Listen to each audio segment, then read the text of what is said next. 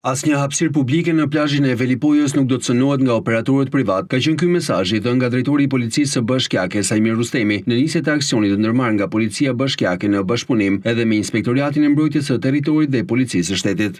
Policia Bashkiake, në bashkëpunim me strukturat përkatëse të bashkisë, ka konstatuar gjatë këtyre ditëve shkelje të kontratave dhe në disa raste uzurpim të hapësirave të përcaktuara për plazhe publike.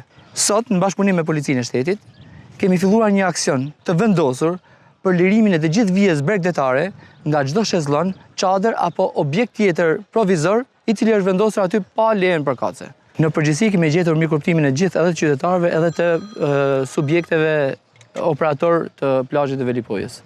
Aksioni i nisur këtë të martë do të vijojë për disa ditë, ndërkohë që Rustemi u ka bërë edhe një apel qytetarëve që të denoncojnë çdo rast abuzimi. Unë ju bëj thirrje të gjithë operatorëve që operojnë në plazhin e Velipojës, operatorëve privat, që të zbatojnë ligjin.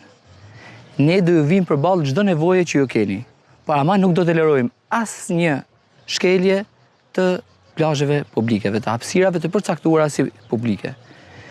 Ju bëj thirrje edhe qytetarëve të denoncojnë çdo rast, e theksoj çdo rast që do të kenë pengesë për të shfrytzuar plazhet e përcaktuara publike. Në Bashkinë Shkodër është ngritur një task force ndërinstitucionale mes disa drejtorive me fokus mbarvajtjen e sezonit të turistik në Bregdet.